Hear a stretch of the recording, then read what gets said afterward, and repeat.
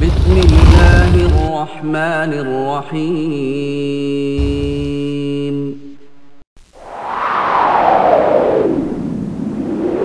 آپ صلی اللہ علیہ وسلم کی سکھائی ہوئی دعاؤں میں بندے کا اللہ کے ساتھ تعلق قائم کیا گیا اور بندے کو اللہ کی توحید سکھائی گئی. دیکھوں تو دیکھے جاؤں برابر اللہ اکبر اللہ اکبر. ونستعينه ونستغفره ونعوذ بالله من شرور أنفسنا ومن سيئات أعمالنا. من يهده الله فلا مضل له ومن يضلل فلا هادي له. وأشهد أن لا إله إلا الله وحده لا شريك له وأشهد أن محمدًا عبده ورسوله. أما بعد فأعوذ بالله السميع العليم من الشيطان الرجيم من همزه ونفخه ونفثه. بسم الله الرحمن الرحيم. قل إن كنتم تحبون الله فاتبعوني يحببكم الله. وعن معاذ بن جبل رضي الله تعالى عنه أن رسول الله صلى الله عليه وسلم قال له: أوصيك يا معاذ لا تدعن دبر كل صلاة أن تقول اللهم أعني على ذكرك وشكرك وحسن عبادتك. رواه أحمد وأبو داود والنسائي بسند طويل. رب اشرح لي صدري ويسر لي أمري واحلل عقدة من لساني يفقهوا قولي. اللہ احکم الحاکمین میں قرآن حکیم میں سورۃ آل عمران میں ارشاد فرمایا: آپ کہہ دیجئے اگر تم اللہ سے محبت رکھتے ہو تو میری اتباع کر لو، اللہ تعالیٰ تمہارے ساتھ محبت کرے گا. اس آیت کریمہ میں اللہ رب العالمین نے اپنی محبت کے حصول کا بہت بڑا ذریعہ اور وسیلہ وہ نبی کریم صلی اللہ علیہ وسلم کی اتباع کو قرار دیا. اگر کوئی شخص یہ چاہتا ہے کہ اسے اللہ کی محبت نصیب ہو جائے تو اللہ کی محبت کو پانے کے لیے رسول اللہ صلی اللہ علیہ وسلم کی اتباع اور پیروی کرنی پڑے گی. جو شخص اللہ کے رسول کی پیروی کرتا ہے اللہ تعالیٰ اس کے ساتھ محبت کرتا ہے. تو نبی کریم صلی اللہ علیہ وسلم نے اپنے اقوال، اعمال اور تقریرات کے ذریعے اس امت کی بھرپور رہنمائی فرمائی. ہمارے لیے اللہ کے رسول صلی اللہ علیہ وسلم کا قول بھی حجت اور دلیل ہے. امت کو جو آپ نے عمل کر کے دکھلایا وہ بھی ہمارے لیے شرعی حجت اور دلیل ہے. اور آپ کے سامنے کسی صحابی نے کوئی عمل کیا تو آپ نے اس سے منع نہیں کیا، اسے برقرار رکھا، تو وہ بھی ہمارے لیے حجت اور دلیل ہے. تو سنت کی یہ 3 صورتیں ہیں: سنت قولی، سنت فعلی اور سنت تقریری. تو رسول پاک صلی اللہ علیہ وسلم ہر لحاظ سے اپنی اس امت کی رہنمائی فرماتے رہے۔ میں نے بلوغ المرام سے نبی کریم صلی اللہ علیہ وسلم کی ایک حدیث شروع میں بیان کی ہے، جسے حافظ ابن حجر عسقلانی رحمہ اللہ نے مسند احمد اور سنن ابی داود اور سنن نسائی کے حوالے سے ذکر کر کے اس کی سند کو قوی اور مضبوط قرار دیا۔ وہ حدیث یہ ہے کہ معاذ بن جبل رضی اللہ تعالی عنہ بیان کرتے ہیں کہ رسول اللہ صلی اللہ علیہ وسلم نے انہیں کہا، اے معاذ، میں تجھے وصیت کرتا ہوں کہ ہر نماز کے بعد ان کلمات کو کہنا ہرگز نہ چھوڑنا۔ وہ کیا کلمات ہیں؟ اللہم اعنی، اے اللہ تو میری مدد کر، علی ذکر کا، اپنا ذکر کرنے پر، و شکر کا، اور اپنا شکر ادا کرنے پر، و حسن عبادت کا، اور اچھے طریقے سے اپنی عبادت سر انجام دینے پر۔ معاذ بن جبل رضی اللہ تعالی عنہ نبی کریم صلی اللہ علیہ وسلم کے بڑے ہی پیارے صحابی تھے۔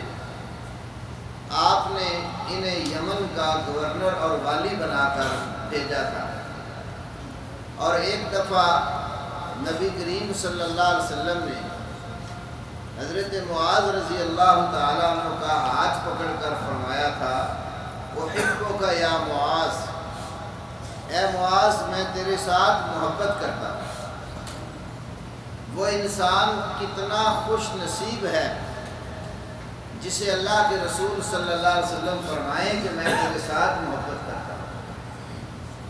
ہر مسلمان یہ چاہتا ہے کہ اسے رسول اللہ صلی اللہ علیہ وسلم کی محبت نصیب ہو، کیونکہ محبت رسول جو ہے یہ ایمان میں سے ہے۔ امام بخاری رحمہ اللہ نے صحیح بخاری کتاب الایمان اور اس کے اندر باب قائم کیا کہ باب محبت الرسول من الایمان، رسول اللہ صلی اللہ علیہ وسلم کی محبت یہ ایمان میں سے ہے۔ پھر اپنے اس دعوے پر امام بخاری رحمہ اللہ نے دو دلیلیں بیان کی۔ ایک دلیل حضرت ابو ہریرہ رضی اللہ تعالیٰ عنہ کی حدیث، اور دوسری دلیل حضرت انس بن مالک رضی اللہ تعالیٰ عنہ کی حدیث۔ دونوں حدیثوں کا مجموعہ یہ ہے کہ آپ صلی اللہ علیہ وسلم نے فرمایا، لا یؤمن احدکم حتی اکون احب الیہ من والدہ وولدہ والناس اجمعین۔ تم میں سے کوئی شخص اتنی دیر تک صاحب ایمان نہیں ہو سکتا یہاں تک کہ میں اس کے نزدیک اس کے والدین، اس کی اولاد اور تمام انسانوں سے زیادہ محبوب نہ ہو۔ تو یہ حدیث لا کر امام بخاری رحمہ اللہ نے یہ ثابت کیا کہ رسول اللہ صلی اللہ علیہ وسلم کی محبت یہ ایمانیات میں سے ہے۔ تو ہر مومن نبی کریم صلی اللہ علیہ وسلم کی محبت کا طلبگار ہے، اور جسے اللہ کے رسول صلی اللہ علیہ وسلم کی محبت نصیب ہو جائے وہ انتہائی خوش نصیب ہے، اور جسے اللہ کے رسول فرمائے کہ میں تیرے ساتھ محبت کرتا ہوں، اور وہ بھی کہے کہ یا رسول اللہ میں بھی آپ کے ساتھ محبت کرتا ہوں۔ معاذ بن جبل رضی اللہ تعالیٰ عنہ نبی کریم صلی اللہ علیہ وسلم کے محبت میں دوہرے رشتہ دار تھے۔ یہ آپ کے محب بھی تھے اور محبوب بھی تھے۔ رسول اللہ صلی اللہ علیہ وسلم کے محب بھی تھے اور محبوب بھی تھے، اور ہمیشہ محبت کرنے والا شخص جس کے ساتھ محبت کرتا ہے تو اس کے بھلے اور نفع کی بات ہی اس کو بیان کرے۔ محب کبھی نہیں چاہتا کہ اس کے محبوب کو ذرہ بھر بھی نقصان پہنچے۔ تو جو ایمان اور اسلام کی بنیاد پر محبت ہو تو وہاں نفع ہی نفع ہے، نقصان اور خسارہ نہیں۔ تو اپنے اس محب اور محبوب صحابی کو نصیحت کیا کی؟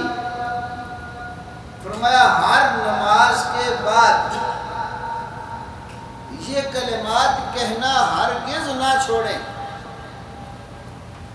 اور کلمات کوئی لمبے چوڑے نہیں ہیں۔ نبی کریم صلی اللہ علیہ وسلم کو اللہ نے جامع کلمات عطا فرمائے۔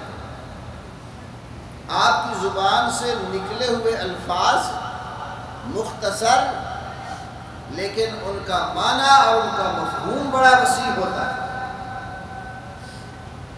ان کلمات میں عقیدہ توحید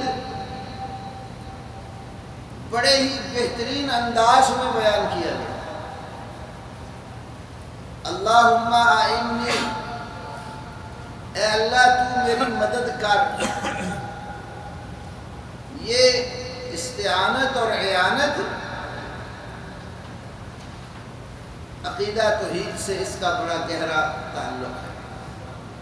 ہر نمازی اپنی نماز میں جب سورۃ الفاتحہ پڑھتا ہے تو سورۃ الفاتحہ کی ابتدائی آیات اللہ تبارک و تعالیٰ کی توحید کے اوپر مبنی ہے، اور اس میں اس آیت پر آپ غور فرمائیں، ایاک نعبد و ایاک نستعین، ہم تیری ہی عبادت کرتے ہیں اور تجھ ہی سے مدد طلب کرتے ہیں۔ یہاں سوال یہ ہے، عبادت کا تذکرہ پہلے کیا اور استعانت اور مدد کا تذکرہ بعد میں کیا۔ ایاک نعبد پہلے ذکر فرمایا اور ایاک نستعین اس کے بعد ذکر کیا۔ اس کی وجہ یہ اہل علم بیان کرتے ہیں، اللہ نے ہمیں پیدا اپنی عبادت کے لیے کیا، وما خلقت الجن والانس الا لیعبدون، اور تمام انسانوں کو اللہ نے عبادت کا حکم دیا، یا ایھا الناس اعبدوا ربکم الذی خلقکم والذین من قبلکم لعلکم تتقون، اے انسانوں تم اپنے اس رب کی عبادت کرو جس نے تمہیں پیدا کیا ہے اور تم سے پہلے لوگوں کو بھی اس نے پیدا کیا تاکہ تم متقی بن جاؤ۔ تو عبادت اللہ کا حکم ہے، تو عبادت پہلے ذکر کی، ساتھ مدد کا ذکر کیا۔ اس کا مطلب یہ ہے کہ جب تک اللہ کی مدد شامل حال نہ ہو بندہ اس کی صحیح معنوں میں عبادت نہیں کر سکتا۔ اللہ کی عبادت کرنے کے لیے بھی اللہ کی مدد اور استعانت کی ضرورت اور حاجت ہے۔ اسی لیے رسول اللہ صلی اللہ علیہ وسلم سکھا رہے ہیں معاذ ابن جبل رضی اللہ عنہ کو کہ اللہ سے مدد مانگ، اور اہل توحید جب بھی مدد طلب کرتے ہیں تو اللہ سے طلب کرتے ہیں،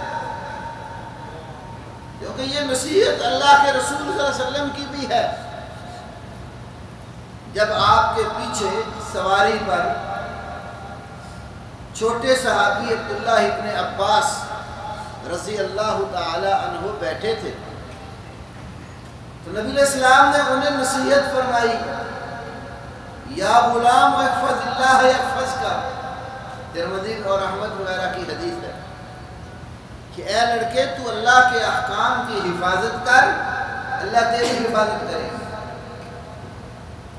تو اس میں یہ ایک نصیحت فرمائی کہ اذا سألت فاسأل اللہ وَإِذَا فَاسْتَعِنْ بِاللَّهِ، جب بھی تم نے سوال کرنا ہو تو اللہ سے سوال کر، اور جب بھی مدد طلب کرنی ہو تو اللہ سے مدد طلب کر۔ اور مشرکین مکہ اور کفار عرب کو بھی اس بات کا اچھی طرح پتہ تھا کہ جب مصیبت اور پریشانی میں گھر جائے تو اللہ کے سوا کوئی مدد نہیں کرتا۔ نبی کریم صلی اللہ علیہ وسلم نے جس وقت مکہ فتح کیا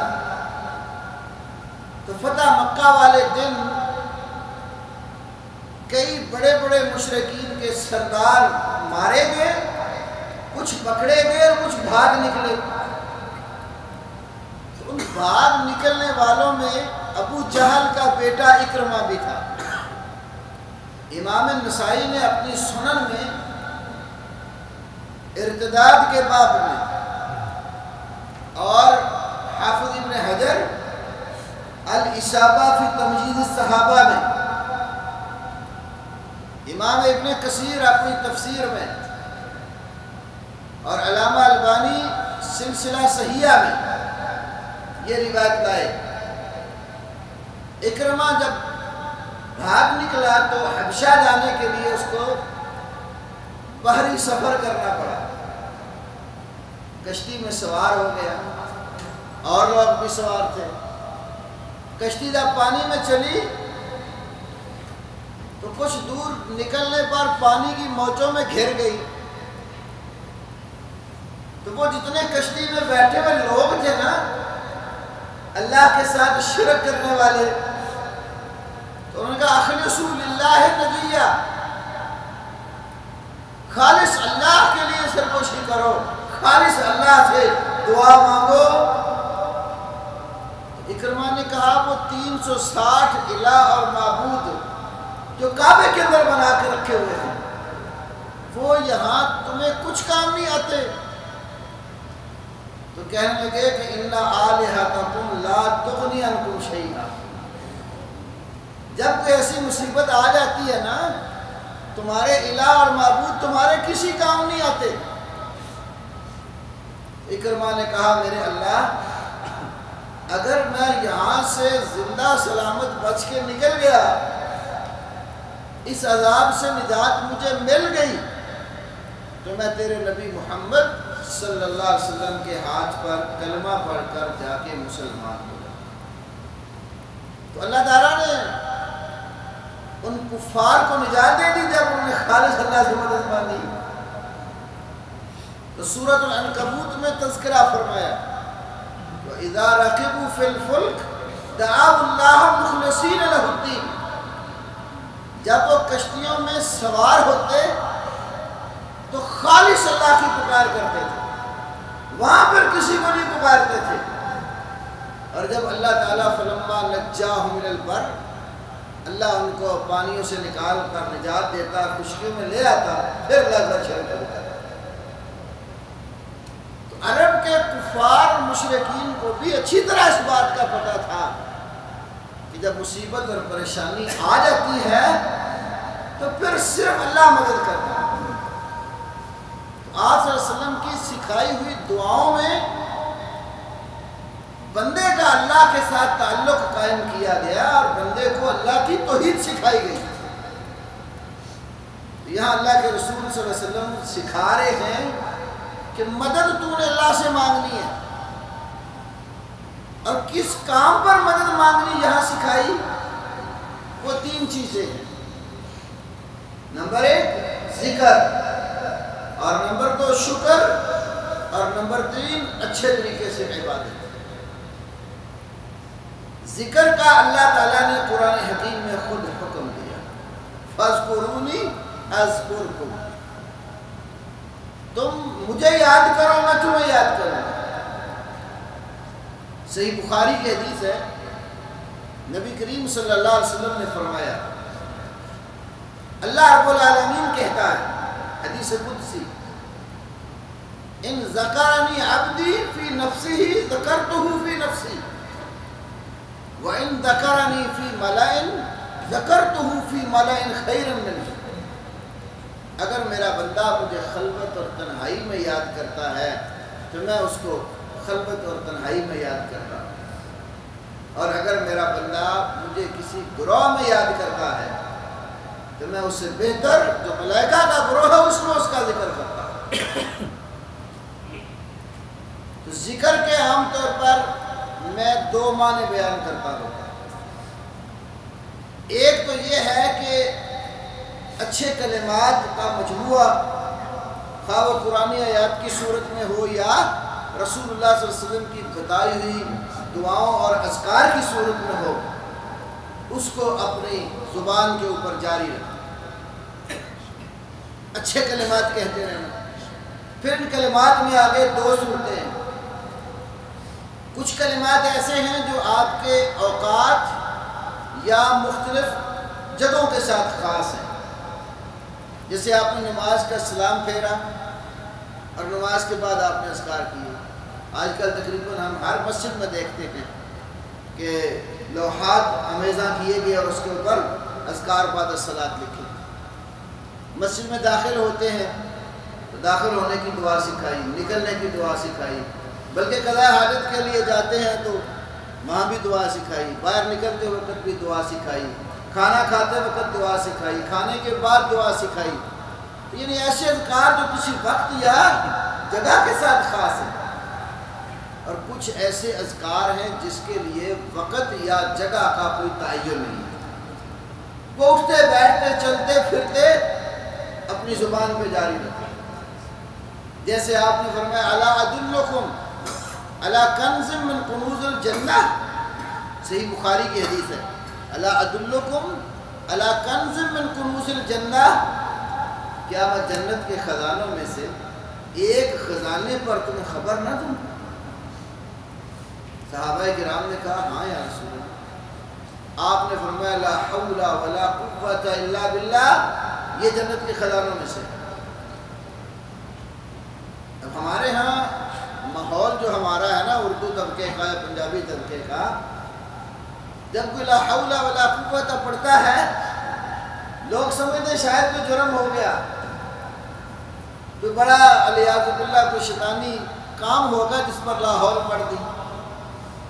حالانکہ آپ غور کریں یہ کلمات مختصر ہیں اور مفہوم ان کا بڑا جامع ہے.